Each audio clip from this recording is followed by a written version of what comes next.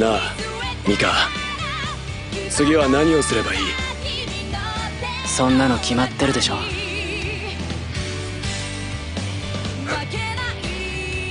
ああ、そうだな。帰ろう。うん。火星へ。Mobile Suit Gundam Iron-Blooded Orphans was definitely a very good experience to go through, and I will most definitely recommend this series to any newcomers to the Gundam franchise. I am actually very depressed that season 1 is over, and it was just so cool waiting for a new episode of Iron-Blooded Orphans to air every single Sunday, and it's just, you know, I'm gonna miss it, you know? But there is a season 2 that is confirmed, by the way, and they even have a silhouette of the new version of Gundam Barbatos at the end of episode 25. So you guys can sort of check that out and kind of speculate as to what his new version will look like. So that'll be pretty cool for the fans to, you know, play with a bit. As for episode 25 itself, let me tell you something, guys. They played me like a fucking fiddle. Holy crap. I honestly thought that some of the people in episode 24 had died. For example, Ozzy. Because the way that the axe was going down her mobile suit, I would have thought she would die. Like, honestly, like, it surprised me. No one actually died. Like, it's just so troll. So fucking troll, man. Wow, it's just like they make the fans feel very, you know, depressed that their favorite characters possibly died in the episode. And then episode 25, they're like perfectly fine. I'm like, okay. But anyways, it was a really cool and enjoyable experience to, you know, go through and watch episode 25 itself.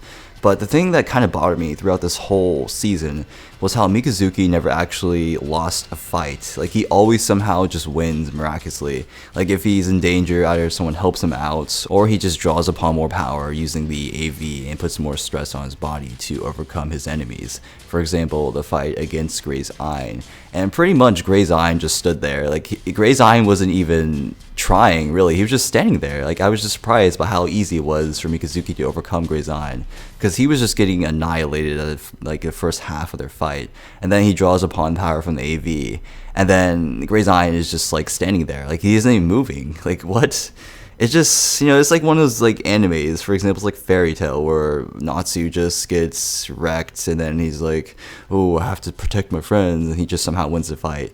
It's not as bad as that, but that's what it sort of felt like it was, you know, turning into. But that was just one of my pet peeves that I had for this entire season. And there was also those occurrences, or rare occurrences, of the, you know, Dragon Ball Z super tier of animations where, for example, you see Atra, and it has like this really ridiculous art style. I'm not sure if I have a picture of this. I might find it and put it up on this video.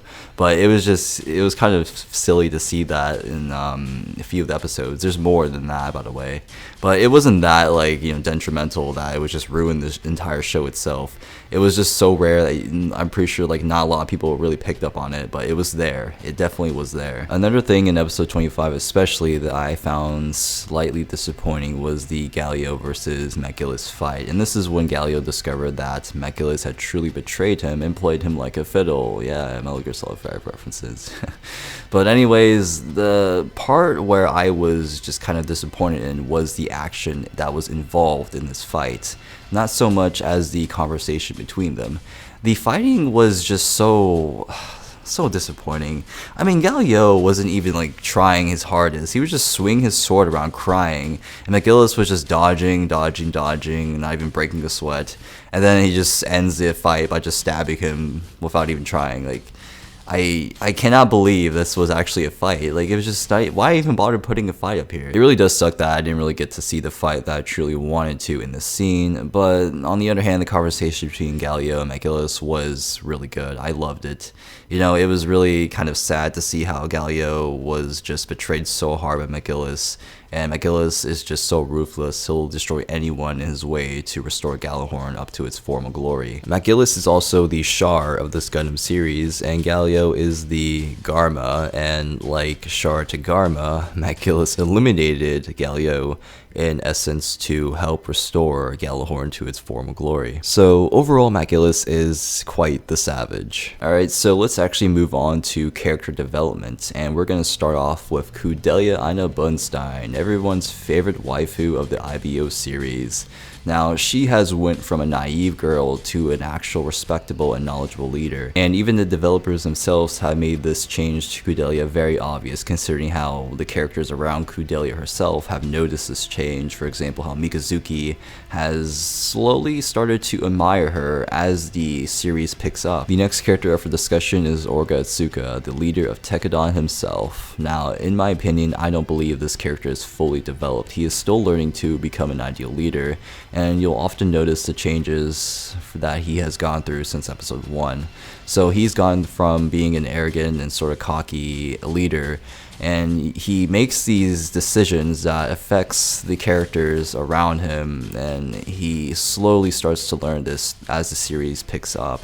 And one of the characters, Biscuit, rest in peace by the way, has even told him this and makes it so blatantly obvious to the audience that this is happening.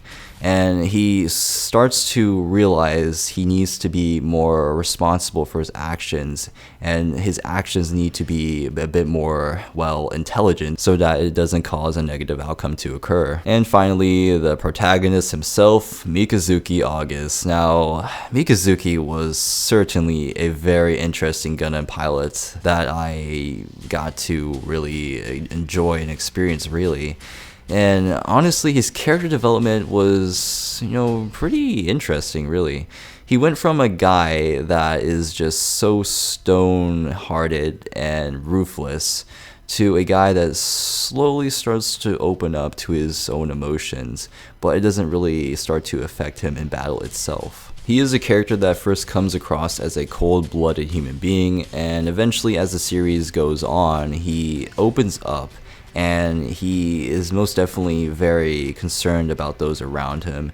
And you'll often notice this as when his friends are in danger, his eyes just largen so much and he just darts to the guy that's threatening his friends.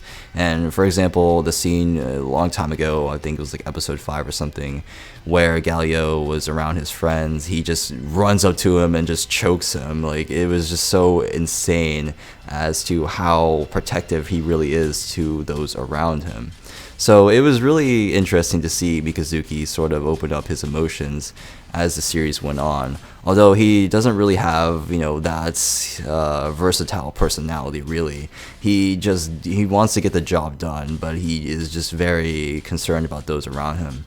He doesn't really want to, show his emotions, make it like really obvious to those around him, but he most definitely cares, and those around him realize that as well. So here comes the fun part for this video. I'm going to list a few things that I absolutely adored from Iron Blood Orphans, and the first thing is how really good they make their endings just so climatic.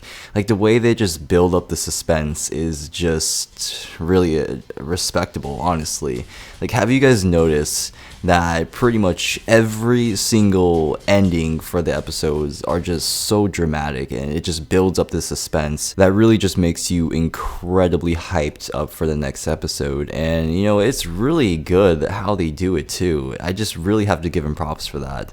The next thing is the actual suit design for the series. I mean, honestly, the Gundam Barbatos, the Gundam Kimaris, the Gushin Rebake, and just the Grays models are just so awesome looking, and it kind of reminds me of Double O slightly a bit. All of these suits just has its own personal uniqueness that you can't really compare it that much to the other series, especially Gundam Barbatos. It's just like it's sort of like a barbarian, it looks like sort of like some kind of barbarian type of mobile suit, and it's just really sick. And the music especially is just really good from the series. I have like literally all of these songs downloaded. It's in my personal playlist too. Like, I honestly cannot believe that they found all of this great music to put into the series. And it's honestly one of the best Gundam music I've ever heard, aside from the Seed music. And Seed has really good music, guys. By the way, if you haven't actually seen Seed, I would highly recommend to look up a few of the songs. My favorite is Realize.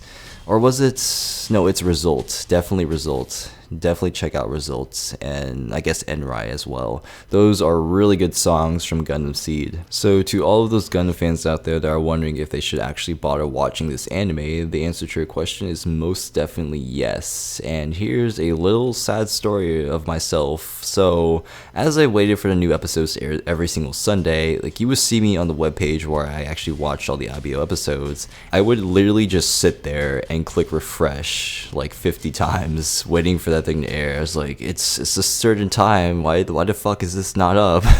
Like I was just like, refresh that shit, F5, F5, F5. Like that's how much I really love this series. So if you guys haven't seen this series yet, just give it a try. It's definitely worth your time. So that pretty much wraps up today's video. I really want to hear what your final thoughts on season 1 for Iron Blood Orphans is, guys. Just leave it down below in the comments. I really am kind of sad that it's over, but we do have Gundam Unicorn being aired in April, as well as the 3rd episode of Thunderbolt, which is out by the way, but it isn't subbed in English, I don't believe yet, so I'm still waiting on that.